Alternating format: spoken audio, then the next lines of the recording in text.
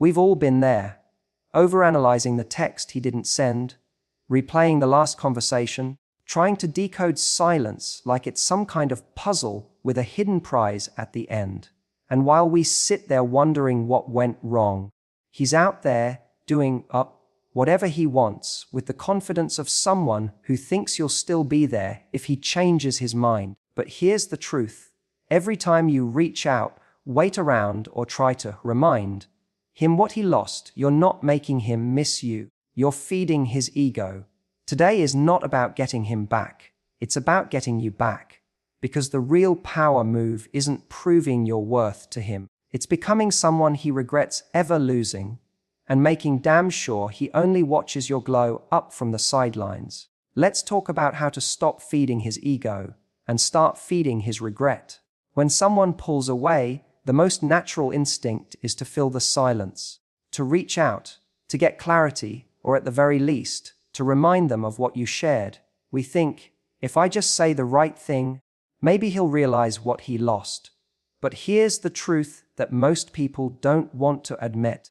The more you try to pull someone back who's already walking away, the more you confirm for them that they have control.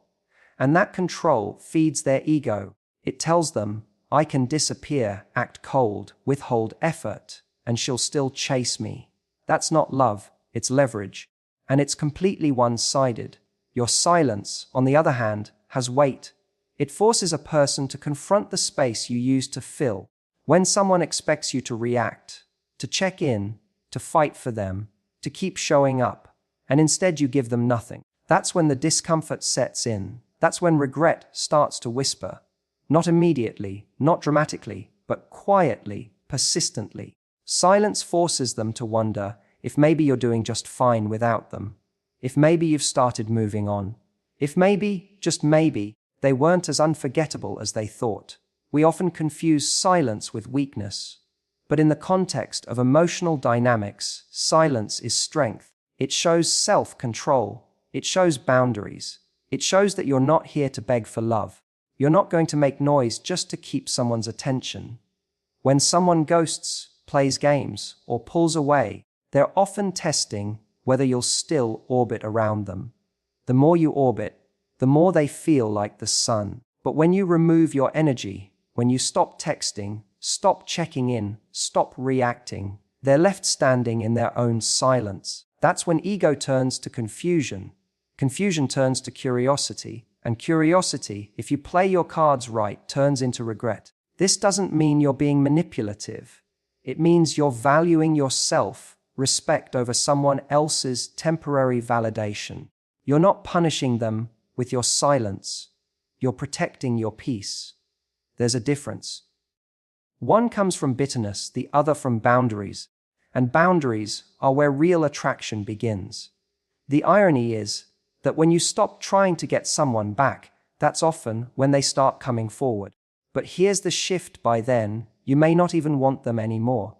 Because in that silence, you grew. You remembered who you are. You stopped trying to prove your worth and started living like someone who already knows it. And that is what feeds regret. Not the angry texts, not the emotional pleas, not the social media posts aimed to spark jealousy. Regret is fed when they realize you're not playing anymore. You're not performing. You're gone quietly, powerfully, fully. So the next time you feel the urge to reach out and remind him how great you were, don't. Let the silence speak. Let your absence do the talking. Because if he didn't appreciate your presence, he damn well deserves to feel your absence. Self-respect isn't loud. It doesn't beg. It doesn't chase. It doesn't try to convince someone to choose it. Self-respect stands tall, even in heartbreak, and says, I know who I am, and if you don't see my value, that's your loss, not mine. It's not about being arrogant or cold. It's about understanding that love isn't about proving yourself. It's about aligning with someone who already sees your worth. And if someone doesn't, the answer isn't to shrink yourself to make them comfortable. It's to walk away with your dignity intact. So many people stay in situations where they're being breadcrumbed, offered just enough attention to keep hoping, but never enough to feel secure. They think, maybe if I'm more patient, more understanding, more low maintenance, he'll finally commit. But that mindset doesn't lead to love, it leads to resentment. Because every time you compromise your needs just to be easier to love, you send the message that your standards are flexible, that your value is negotiable, and guess what? People treat you accordingly. The truth is, self-respect is magnetic. It's attractive because it's rare. In a world where so many people are desperate to be chosen, someone who chooses themselves first stands out. A woman who isn't afraid to walk away when something doesn't feel right instantly becomes more powerful, not because she's playing games, but because she's not willing to play someone else's.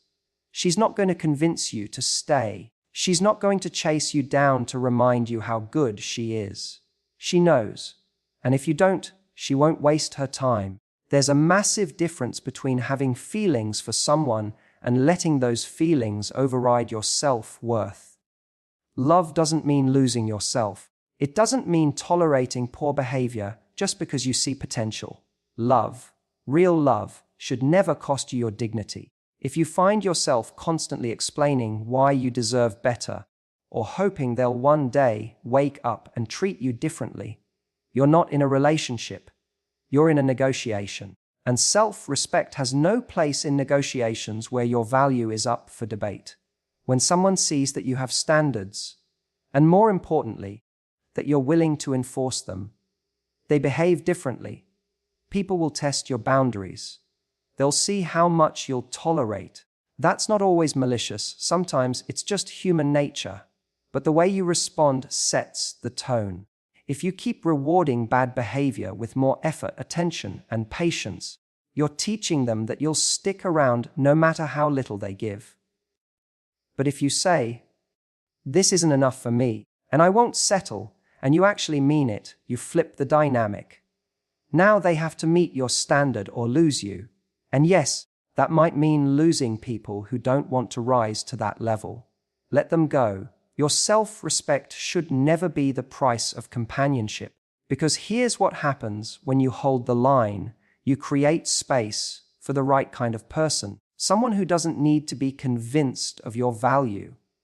Someone who doesn't see your boundaries as a threat, but as a sign of strength. Someone who sees your self-respect and thinks, "That's the kind of person I want by my side." So the next time you're tempted to chase someone who's pulling away, ask yourself, is this about love or is this about needing validation? Because if someone's attention is the only thing making you feel worthy, that's not love, that's dependency. And nothing about that is sexy. What's sexy is knowing your worth, holding your standard, and walking away from anything that doesn't honor it. That's what feeds regret. That's what makes people look back and think, "Damn, she wasn't just another option. She was the standard." When someone breaks your heart or lets you go, it's tempting to try and make them notice what they lost. You might start posting carefully curated photos, dressed to impress, captioned just right to show you're totally fine. Maybe you hope he's watching your stories, lurking your likes, wondering if you've moved on, and sure, he might be. But if you're doing all of that for him, then he still has power over you. You're still trying to win in a game that he walked away from. That's not strength. That's performance. And he can see through it, even if he doesn't say anything. The truth is, nothing makes someone feel more validated than seeing you try to prove you're over them. Why? Because it means you're not. The effort alone reveals your intent. You're still thinking about him, still reacting to him, still living your life with him in mind. That feeds his ego, not his regret. It tells him he still has emotional control, even from a distance. And let's be honest, that's not the vibe we're going for. Real power is not in making him look. It's in making him feel, without even trying. And that feeling comes when you shift the focus completely off of him and put it back on yourself. When your actions are no longer rooted in reaction, but in your own growth, your own joy, your own life, that's when the shift happens. Because now you're not just pretending to move on. You are moving on. You're becoming someone new. not in spite of what happened, but because of it. And the more you grow, the more distance you create from who you were when you were with him. That evolution, that quiet, unbothered transformation, is what triggers regret. Because suddenly, he's no longer watching someone who wants him back. He's watching someone he doesn't recognize anymore. Someone stronger, more grounded, more radiant. Someone who no longer needs him to validate her worth. And that's unsettling, because it makes him realize he didn't just lose you. He lost access to a version of you he'll never get back. And here's the thing, you don't need to prove anything to anyone. You don't need to flaunt a new relationship, a new outfit, or a new lifestyle just to get a reaction. When you're really over someone, it's not loud, it's not dramatic, it's calm, it's peaceful. It's knowing you've outgrown what you once thought you needed. And that clarity is way more powerful than any revenge glow up designed for Instagram. So go ahead and evolve, but do it for you. Not to show him you're okay, not to make him jealous, not to make him regret. Because ironically, that's exactly what will make him regret. When your happiness isn't about proving a point, but about choosing a new path, that's when the reality hits. That's when he realizes you're not looking back, and that you've built something better without him. You don't win by replacing him. You win by replacing the version of yourself who needed someone like him to feel whole. You win by creating a life that reflects your worth, your values, your power. And when he sees that, not through a story you posted, but through the silence and the distance and the complete absence of you chasing him, that's when he feels it.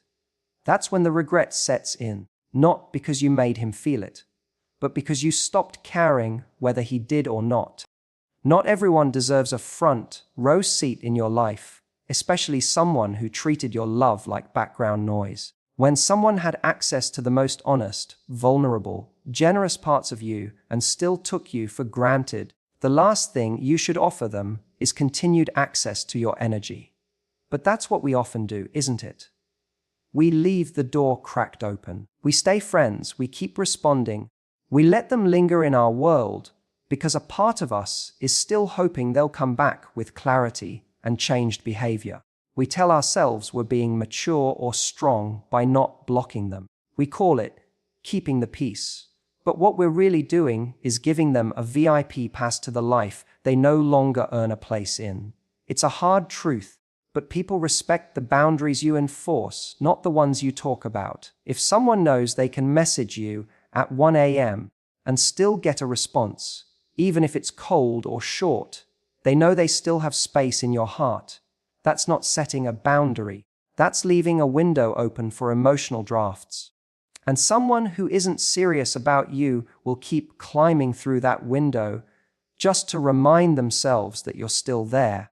You may not realize it in the moment, but allowing someone to stay in your life after they've shown you they don't value it actually gives them more permission to disrespect it. It sends the message that your standards are flexible, that your self-worth can be negotiated. You may think you're being kind or emotionally intelligent by staying open to them, but all they see is that their behavior didn't come with real consequences. And as long as that's true, they won't regret losing you. They'll only remember that they could always come back. When you remove someone from your life, fully, cleanly, and without apology, it creates impact. It signals that you are no longer available for confusion, inconsistency, or emotional crumbs. That action alone is a mirror. It forces them to see themselves for who they really were in the relationship, not a priority, but a disruption. And trust me, that realization stings far more than any clever comeback or well-timed selfie. Nothing is more powerful than your absence, because absence forces reflection, and reflection is the birthplace of regret. You can't create space for new love when the old one is still sitting in the front row, commenting on your highlights, sliding into your DMs, or just checking in when he's bored or lonely. Every time you allow that, you're telling the universe that you're still emotionally occupied, that you haven't truly moved on, that you're available for more of the same. But when you truly shut the door, you change your energy. You go from being accessible to being untouchable, and not in a cold, bitter way, but in a way that says, I've grown past the point of entertaining anything that doesn't nourish me. That's what makes someone regret losing you. It's not the photos, the rebounds, the messages they might see online. It's the total loss of access. It's when they reach for the connection they used to have and realize it's no longer there. Not because you're being petty, but because you've evolved. You've chosen to protect your peace over prolonging a relationship that already failed to honor you. And the moment they see that they've been moved from front row to out of view, that's when it hits.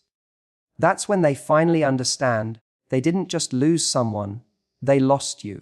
Closure is one of the most misunderstood concepts in relationships. People chase it like it's a final conversation, a perfectly worded apology, or some emotional moment that ties everything up with a neat little bow.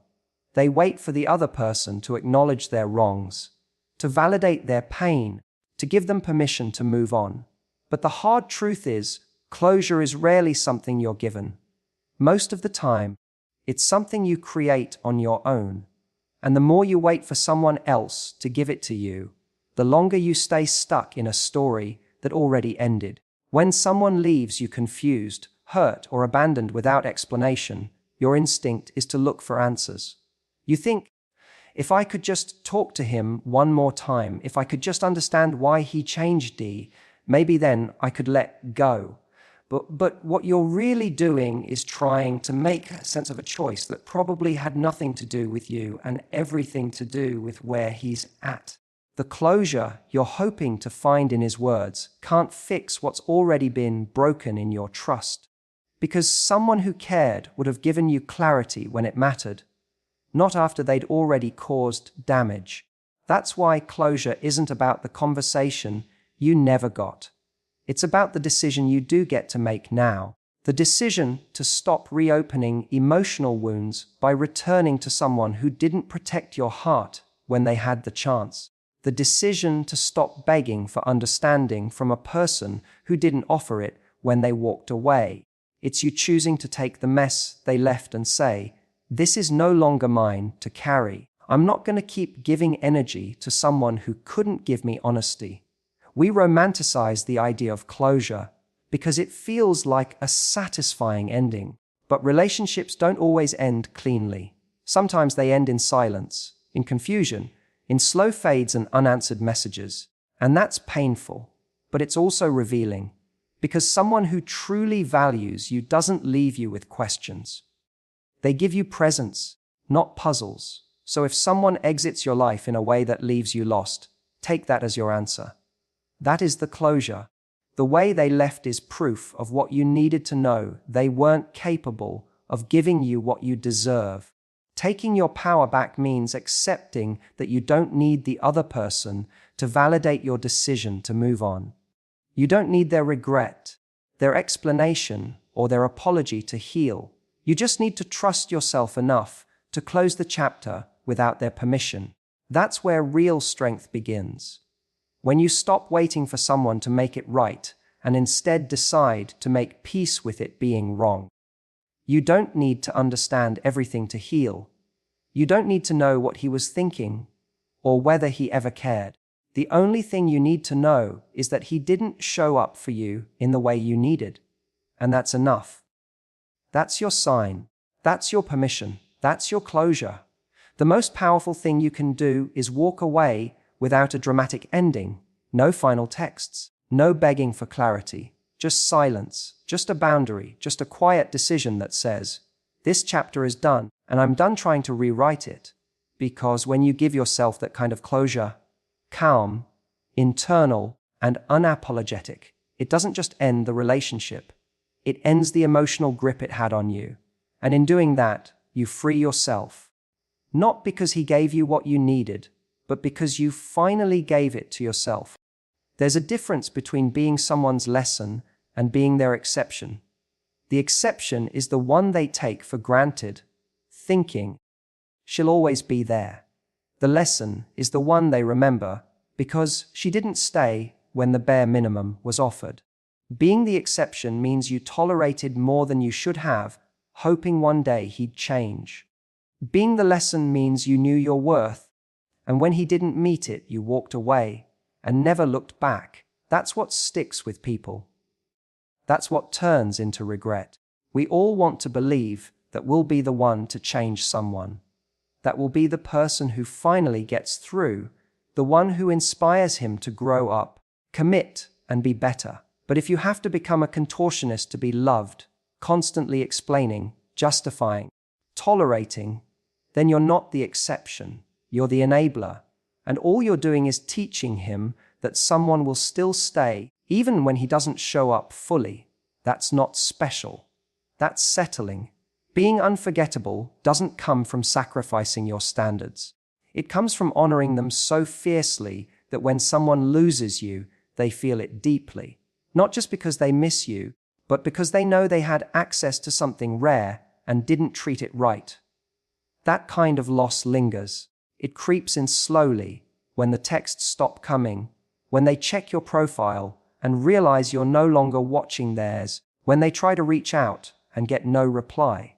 It hits when they meet someone new and she doesn't carry herself like you did. When she tolerates the same things you didn't. When they realize that what they thought was normal in love was actually a privilege they mishandled. You don't become the lesson by punishing someone or trying to make them feel bad. You become the lesson by removing yourself entirely and showing, through your actions, not your words, that you're not interested in being chosen second, third, or only when it's convenient. You become the standard that makes them reassess what they thought they could get away with. And no, they may never say it out loud. Most people won't admit when they regret losing someone good, but it shows in the silence, in the way they linger in your digital shadow, in the way they never truly move on because they know they had something solid and fumbled it. That doesn't mean they didn't care about you. It means they didn't care enough to step up when it mattered. And by walking away without a dramatic exit, without begging, without explaining, you become the one they measure others against. Not because you played hard to get, but because you refused to stay when your needs were ignored. You weren't the easy choice.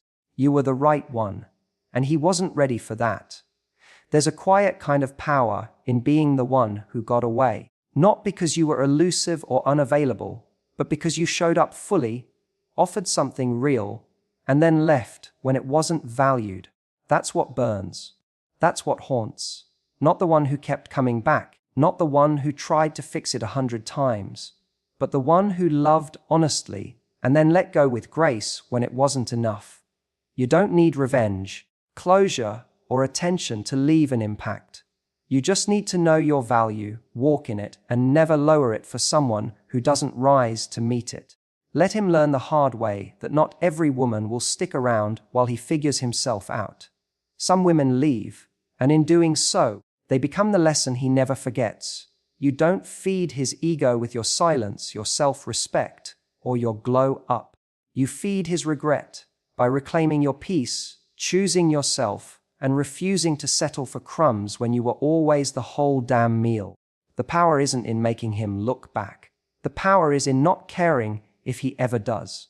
Because this journey isn't about revenge. It's not about playing games. It's about rising, quietly, confidently, and completely, without needing permission, validation, or apology. You don't need to be the one he comes back to. Be the one he never gets over.